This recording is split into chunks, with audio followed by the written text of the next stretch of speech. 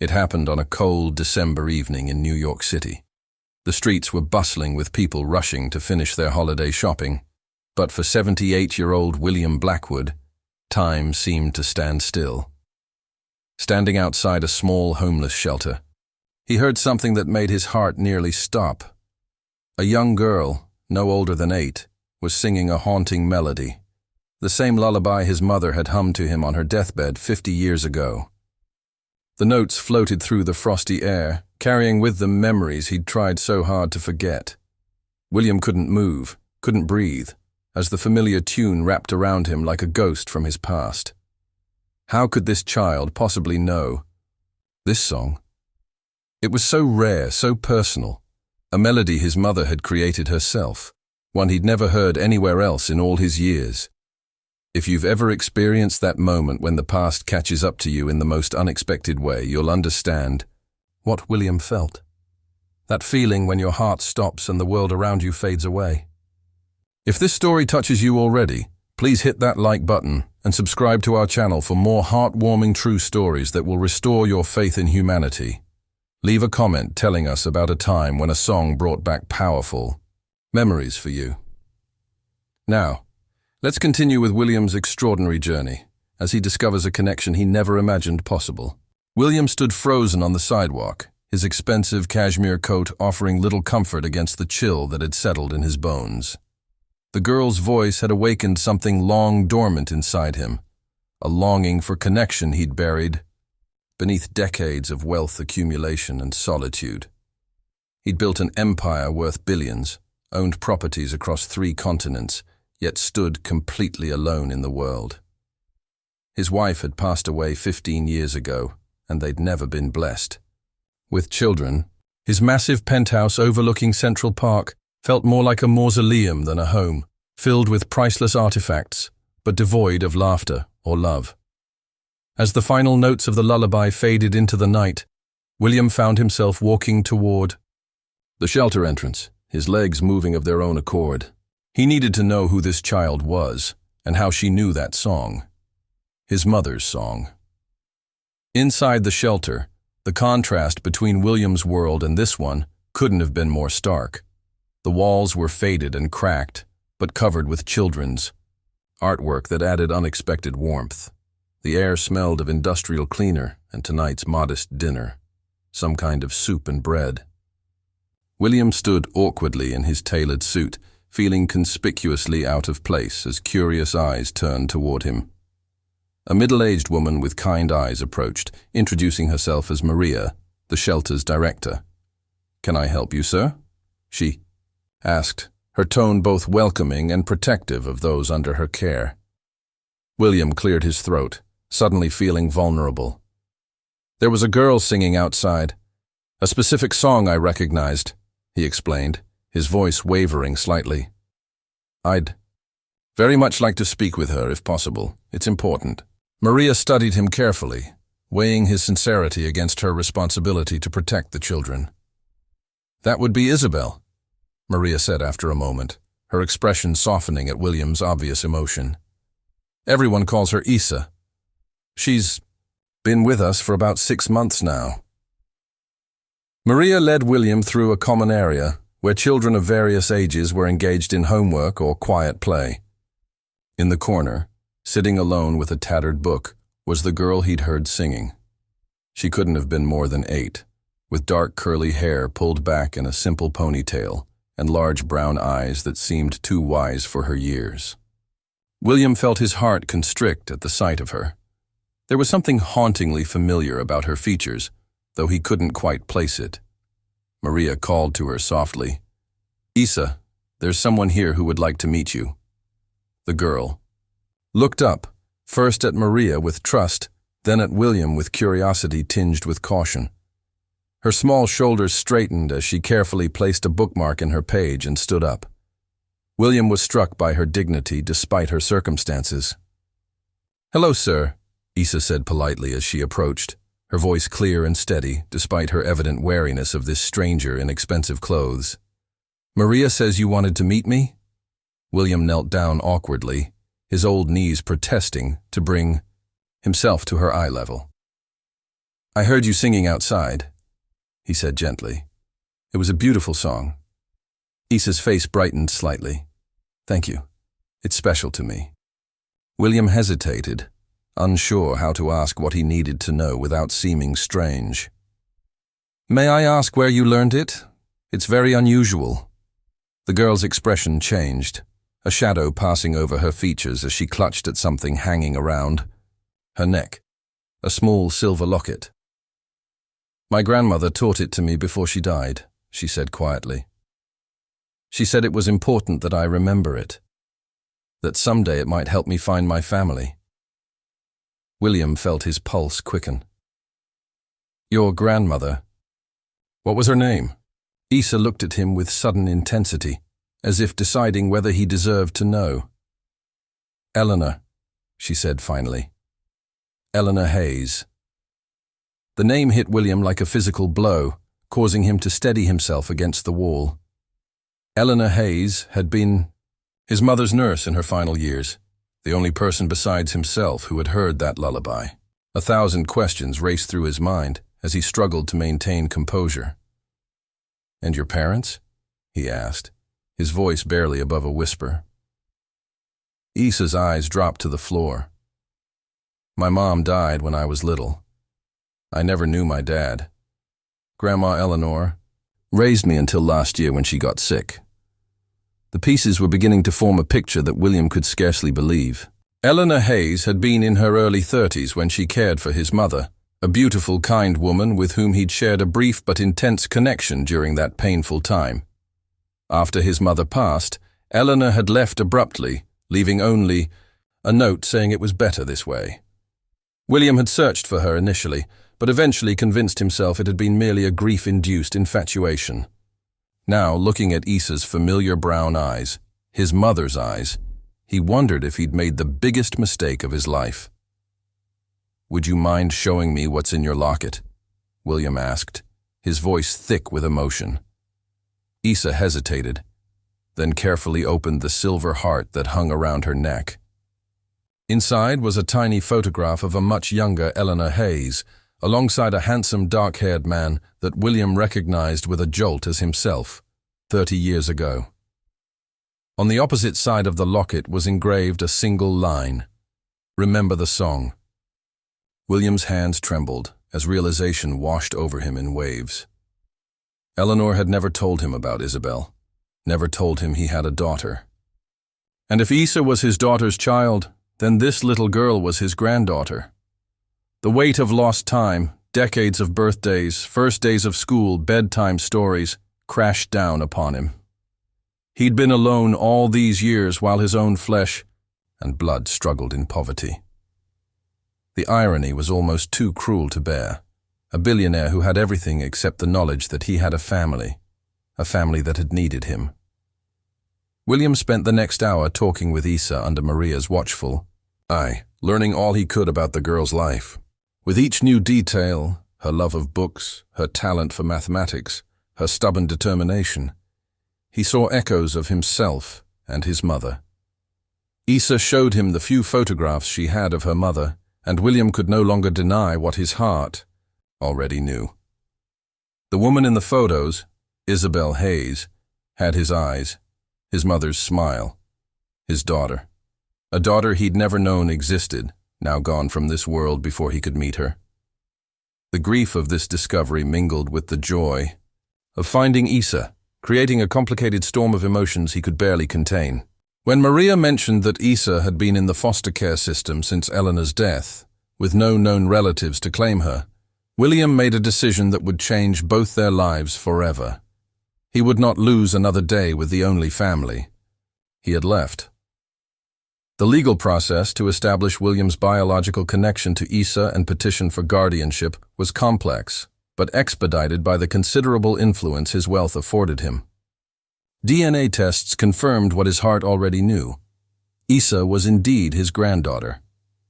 During the waiting period, William visited the shelter daily, bringing books for Issa and generous donations for the other children. He learned that his daughter, Isabel, had been a talented musician who struggled financially, but had given Isa a loving home until cancer took her life at just 32. The knowledge that his daughter had faced such hardship while he lived in ignorant luxury haunted William, fueling his determination to give Isa everything her mother should have had. He converted one of his many guest rooms into a space perfect for an 8-year-old girl, filling it with books, a piano, and a ceiling painted with stars that glowed in the dark. Still, he worried.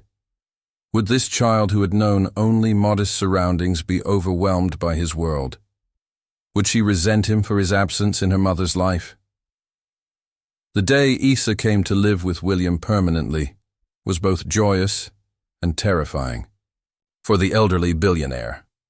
As his driver brought them to the impressive building where his penthouse occupied the top 3 floors, he watched Isa's eyes widen at the doorman, the marble lobby, the private elevator. "This is all yours?" she asked incredulously as they rode up to the 50th floor. William nodded, suddenly seeing his excessive wealth through the eyes of a child who had been sleeping on a shelter cot. "It's too much for one person," he admitted. "I've been very fortunate in business, but not very wise about what really matters." When the elevator doors opened directly into his home's grand foyer, with its soaring ceilings and museum-quality art, Isa stood rooted to the spot, clutching her small suitcase containing everything she owned. William knelt beside her, ignoring the pain in his knees. "This is your home now, too," he said gently. "And we can change anything you don't like." Isa looked up at him, her expression serious. "Grandma Eleanor always said that homes aren't made of fancy things. They're made of love." William's eyes filled with tears at the wisdom in the child's words. "Your grandmother was a very wise woman," he said, his voice breaking. "I wish I had known that myself, long ago." He led Isa through the massive apartment, showing her the library with floor-to-ceiling bookshelves, the music room with instruments she could learn to play, the kitchen where the chef would make anything she requested. But it was the terrace garden, with its view of Central Park spread out below, that finally brought a look of wonder to the girl's face. Among the carefully tended plants was a bench situated perfectly to catch the morning sun. "This was my favorite spot," William explained. "I would come here with my coffee and pretend I wasn't alone." Isa ran her small hand along the bench's smooth wood. "You're not alone anymore," she said simply. And William felt something inside him shift and heal. That night, after the excitement of the day had worn off and Isa was tucked into her new bed, William sat beside her, awkward but determined to establish a bedtime routine. "Would you sing that song for me?" he asked hesitantly. "The one your grandmother taught you?" Isa nodded, sitting up against her pillows. As the sweet, clear notes of his mother's lullaby filled the room, William closed his eyes, transported back to his own childhood.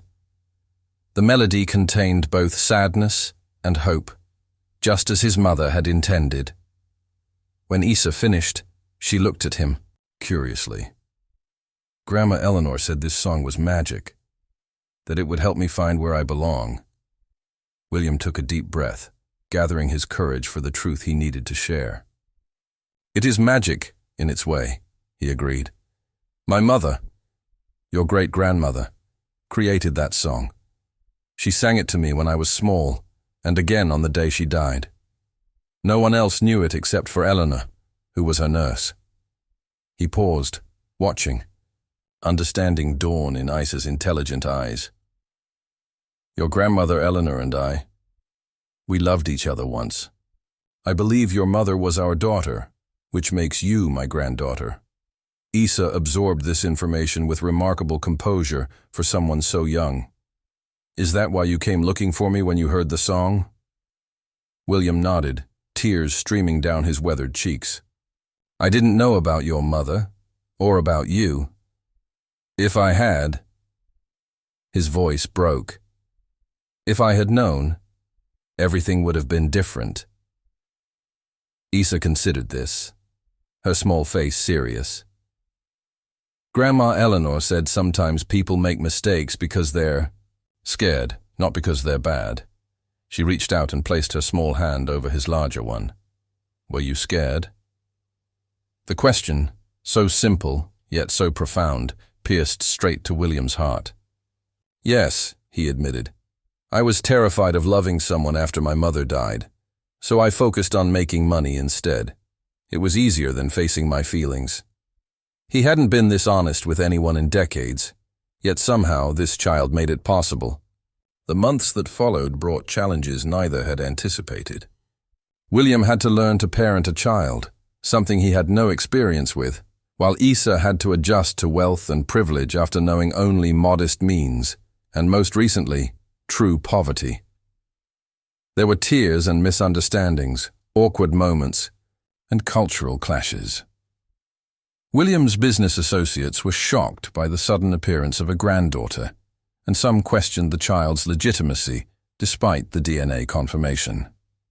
Isa struggled in her new private school, where the other children came from privilege and couldn't relate to her experiences. Yet through it all, a bond grew between them, nurtured by their shared love of music, books, and the memory of those they had lost. William found himself rearranging business meetings to attend Issa's school concerts. Issa learned to navigate William's social obligations, charming even his most cynical acquaintances with her authenticity and wit. Their favorite times, however, were the quiet evenings when they would sit together on the terrace bench, watching the sun set over Central Park. On the one-year anniversary of Issa coming to live with him, William presented her with a gift, a music box he had specially commissioned. When opened, it played the Lullaby, their lullaby. Inside was a letter he had written, telling the story of Eleanor Hayes and their brief but meaningful love, of his mother and her musical gift, and of how he believed the song had indeed worked its magic by bringing Issa into his life. I spent 78 years accumulating wealth, he wrote, but only in this past year have I learned what true riches are. Alongside the letter was a legal document, his revised will, making Issa his heir, but with specific provisions that she receive. Not just financial education, but also guidance in philanthropy. William had established a foundation in memory of Isabel Hayes, dedicated to supporting single parents and providing arts education to underprivileged children. The bulk of his fortune would eventually go there, with Issa as its future director. He wanted his legacy to be more than buildings and bank accounts. He wanted it to be healing and hope. The transformation in William was remarkable to all who knew him. The cold, distant businessman gave way to an engaged, passionate advocate for children in need. He made regular donations to the shelter where he'd found Issa, eventually funding its expansion and improvement. Maria became a friend and advisor, helping both William and Issa navigate their new relationship. William's health, which had been declining before Issa came into his life, seemed to improve with each passing month. His doctors joked that he had found the fountain of youth in grandfatherhood. For her part, Issa blossomed under William's care, excelling academically and showing particular talent in mathematics and music, gifts from both sides of her heritage. Yet she never forgot where she came from, insisting on regular visits to the shelter to read to the younger children and share her good fortune. On one such visit, William overheard her telling a newly arrived child, "Sometimes the worst thing that happens to you can lead to the best thing that will ever happen." William Blackwood lived another 15 years, years filled with a joy he had never imagined possible. He watched Issa grow from a thoughtful child into a remarkable young woman who combined her mother's creativity with his business acumen. He attended her high school and college graduations, beaming with pride from the front row. When she was accepted to medical school, following in her grandmother Eleanor's footsteps, he established a scholarship fund in Eleanor's name. The song that had brought them together became something of a family tradition, sung at birthdays and holidays, a reminder of the power of connection across generations. On the night before William died peacefully in his sleep at the age of 93, Issa sang it to him one last time. As the familiar notes filled the room, William closed his eyes and smiled. "The circle is complete," he whispered. The lost had been found, the broken had been mended, and a simple lullaby had worked its magic across 3 generations. The story of William and Isa spread far beyond their immediate circle, inspiring others to search for lost connections and to value relationship over material success. The foundation they established together grew to become one of the most influential charitable organizations in the country, its work touching thousands of lives. Isa herself became known not just as the heiress to the Blackwood fortune, but as a dedicated physician and philanthropist in her own right. When interviewed about her remarkable journey from homeless shelter to penthouse, from orphan to beloved granddaughter, she always credited the lullaby that had brought her grandfather into her life at exactly the right moment. Some might call it coincidence, she would say, but I believe it was something more. A song can carry love across time and space, connecting hearts that are meant to find each other. In her office at the foundation headquarters, Isa kept the music box William had given her, and on difficult days, she would open it and let the melody remind her of all that was possible when love overcame fear. Years later, while volunteering at a children's hospital in a remote village in Guatemala, Isa heard something that made her stop in her tracks. A young mother singing a hauntingly familiar melody to her sick child. It was the lullaby, her family's lullaby. With the help of a translator, Isa learned the woman's grandmother had been a nurse who had once worked with American doctors. The grandmother had learned the song from one of the doctors and passed it down through the family, believing it had healing properties. Isa knew immediately this was no coincidence. Her grandmother Eleanor had volunteered with medical missions in Central America during the years after she left William. The song had traveled here with her, touching lives Isa had never known about. That evening, Isa called the foundation office and initiated a new program to support medical care in the region, ensuring the village would have access to doctors and medicine year-round. The lullaby that had once reunited a grandfather and granddaughter was now building bridges between communities separated by distance, language, and circumstance. The magic of music lies in its ability to transcend boundaries and connect hearts across time and space. William and Isa's story reminds us that sometimes the most profound connections can be found in the most unexpected places. A chance encounter outside a homeless shelter, a half-forgotten melody, a silver locket carrying the key to the past. Their journey from strangers to family shows us the healing power of forgiveness and the possibility of redemption, even after decades of separation. In a world that often values wealth and status above all else, they discovered that true riches come from relationships, from belonging, from knowing and being known. The lullaby that William's mother created became more than just a song. It became a thread weaving together the tapestry of 3 generations, carrying love and memory forward when all else seemed lost. For those who have experienced profound loneliness, like William, or devastating loss, like Isa, their story offers hope that connection is still possible, that it's never too late to find your way home. What song carries special meaning in your life? Is there a melody that connects you to someone you've lost or to a moment that changed everything? The power of music to evoke emotion and memory is universal, transcending language and culture. Like William's mother's lullaby, these songs become part of our personal mythology, markers of the moments that shape us. Perhaps there's someone in your life from whom you've been separated by circumstance, misunderstanding, or fear. Their story might encourage you to reach out, to risk vulnerability in pursuit of connection. Or maybe you're like Isa, carrying forward a legacy you don't fully understand, waiting for the pieces to fall into place. Trust that timing that brought William to that shelter on that specific evening wasn't mere coincidence.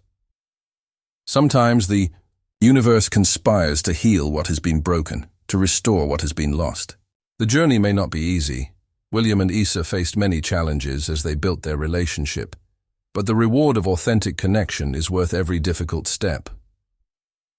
Have you ever noticed how the things we think we want, wealth, status, Power often pale in comparison to what we truly need: love, belonging, purpose. William spent decades building an empire that left him fundamentally empty, while Isa, despite her material poverty, carried within her the riches of her grandmother's love and wisdom. Their story invites us to examine our own priorities, to ask ourselves what true success looks like.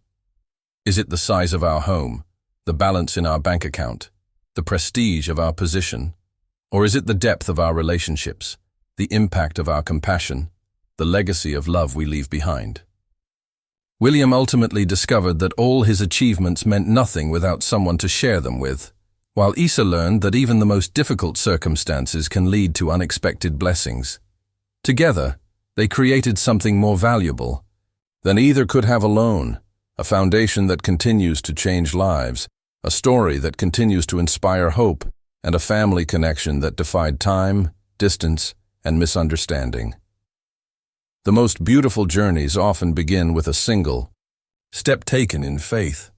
William following the sound of a lullaby, Isa trusting this strange old man who claimed to be her grandfather. Neither could have imagined where that first step would lead, the lives that would be transformed, the healing that would occur. Their story reminds us to pay attention to the unexpected moments that might be trying to guide us home, to listen for the familiar melodies playing at the edges of our awareness. It encourages us to remain open to the possibility of reconciliation and reunion, even when it seems impossible. Above all, it teaches us that it's never too late to change, to connect, to become the person we were meant to be. William found his true purpose not in accumulating wealth, but in becoming a grandfather, in using his resources to create opportunities for others. Isa found her path by honoring both her humble beginnings and her unexpected inheritance, combining compassion with capability. Together they remind us that our past need not define our future, that our mistakes need not be our final legacy.